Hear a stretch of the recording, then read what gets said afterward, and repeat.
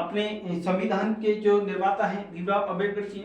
इसके साथ में हम देखते हैं कि अपना जो मेन मोटिव है कि भारत के जो व्यक्तित्व में या कहें कि भारत के जो महत्वपूर्ण पुरुष हैं अपन सभी के बारे में जानकारी।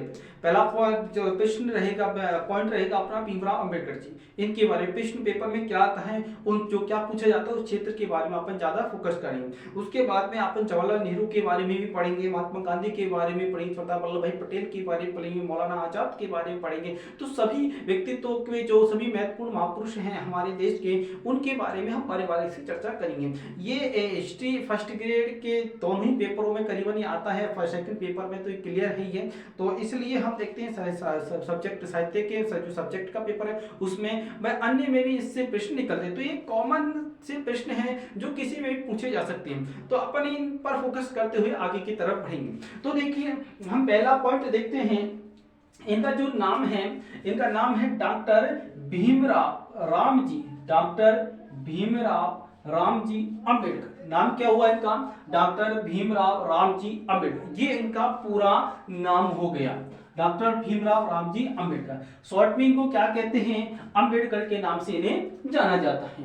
अब देखिए डॉक्टर अम्बेडकर एक मेधावी वकील थे, बड़े प्रखर बुद्धि के बड़े ज्ञानी वकील थे। इन्हें बहुत ज्यादा ज्ञान था। अमेरिका में इनकी पढ़ाई हुई थी, सबका संविधान का इन्हें ज्ञान था, ब्रिटेन का, जापान का, अमेरिका का, स्विट्जरलैंड का, उस समय के सभी संविधानों का इन्हें ज्ञान था। इसके साथ साथ इनको इतिहास का भी ज्ञान था। ये इतिहास के परिपूर्ण व्यक्ति थे। इन्होंने 1956 में सिख धर्म अपनाया था। उस सबसे पहले उसके बाद में इन्होंने अन्य धर्मों की जानकारी प्राप्त की, बौद्ध धर्म, जैन धर्म के बारे में जानकारी, और सनातन धर्म जो भारत का है जिसमें वो पहले जन्म लिया था उनका, और काफी लंबा समय, क्या गेम कहें कि पूरा समय सही उन्होंने सनातन धर्म के लिए धर्म ही बिताया था। तो उसके बारे में वो जानते थे। इसके साथ साथ उन्होंने जो विदेशी धर्म है जो हमारे देश में आए, जैसे कि इस्लाम धर्म है और ईसाई धर्म है, उनके बारे में उन्होंने जानकारी प्राप्त की। तो उन्होंने 1936 में सिख धर्म भी अपना लिया था, लेकिन बाद में 1956 में वो बौद्ध धर्म की तरफ प्रभावित हुए और करीब 5 लाख व्यक्तियों के साथ वो बौद्ध बन गए थे। तो हम देखते हैं बौद्ध धर्म भी हमारा भारतीय धर्म है, क्षत्रिय धर्म है, महात्मा बुद्ध भी क्षत्रिय थे, जैन धर्म के संस्थापक महावीर स्वामी भी क्षत्रिय थे।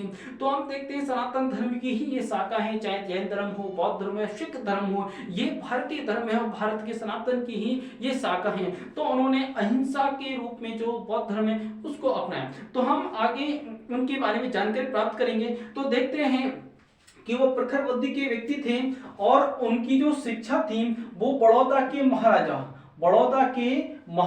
थे, और बड़ौदा गायकवाड़ महाराजा, बड़ौदा के महाराजा द्वारा प्रधान स्कॉलरशिप के सारे अमेरिका में इन्होंने शिक्षा प्राप्त की। तो इनको स्कॉलरशिप दी गई थी। ऐसा नहीं है कि ये पूर्णतः से गरीब परिवार से थे या इनकी स्थिति बहुत कमजोर थी। कहते हैं इनके जो पिताजी हैं वो एक सैनिक थे, अंग्रेजों की वहां सेना में नौकरी करते थे, लेकिन इतने संपन्न भी नहीं थे कि विदेश जाकर के इतना खर्चा अपना वहन कर सके, जिसकी अपन किताबों में जानकारी मिलती। तो ये महाराजाओं ने इनको सहायता दी और उसके बाद में अमेरिका गए और वहां जाके पढ़ गए। तो प्रारंभ से बचपन से प्रखर बुद्धि के थी और प्रखरता व्यक्ति के अंदर स्वाभाविक होती है तो दिख जाती है।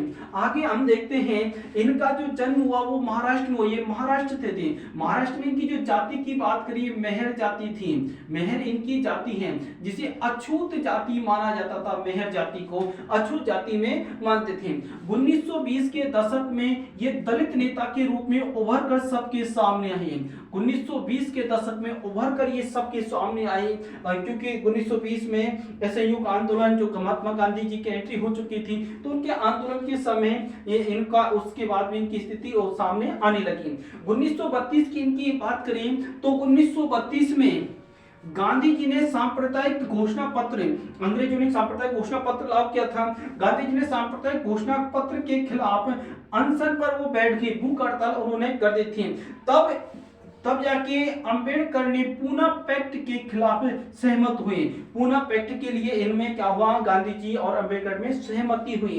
पूना पैक्ट, अब पूना पैक्ट के तहत क्या हुई कि बात हुई कि पूना पैक्ट, इस पैक्ट के तहत दलित वर्ग को सामान्य हिंदुओं से आरक्षित सीटें दी गई। तो ये सामान्य हिंदुओं से आरक्षित सीट दिलाने में सफलता इन्होंने प्राप्त की। उसके बाद आगे देखते हैं 1936 में इन्होंने सिख धर्म को अपना लिया।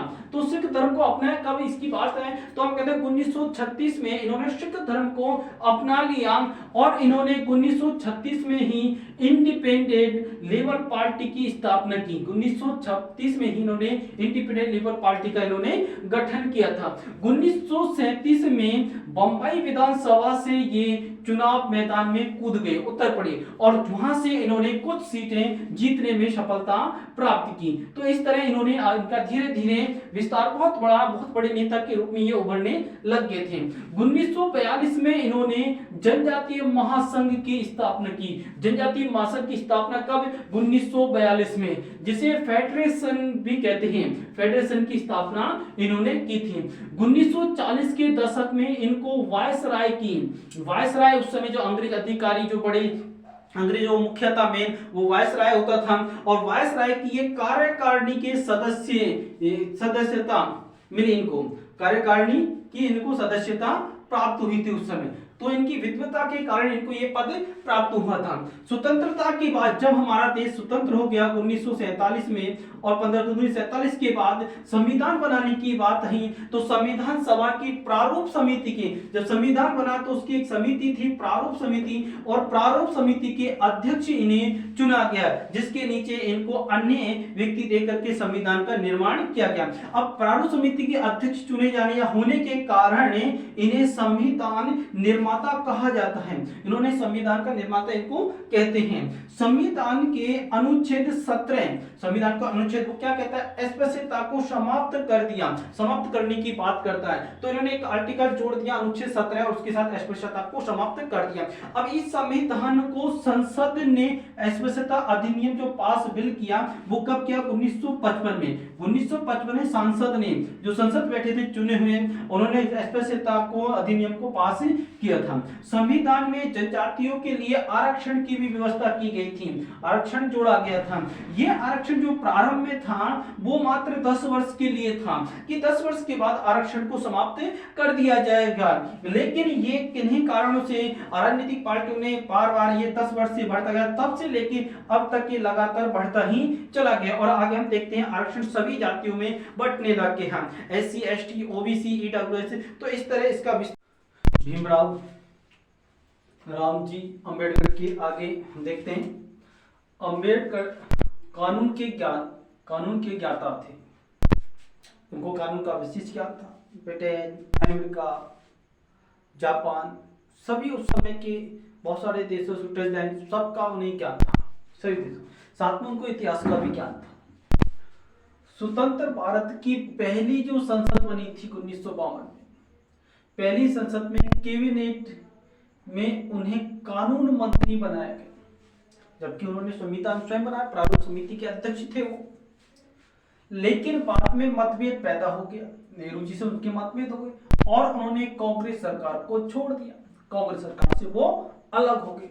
उन्होंने अखिल भारतीय जनजातीय महासंघ का निर्माण किया, अखिल भारतीय जनजातीय महासंघ का निर्माण किया। इस संगठन से चुनाव भी लड़े, किंतु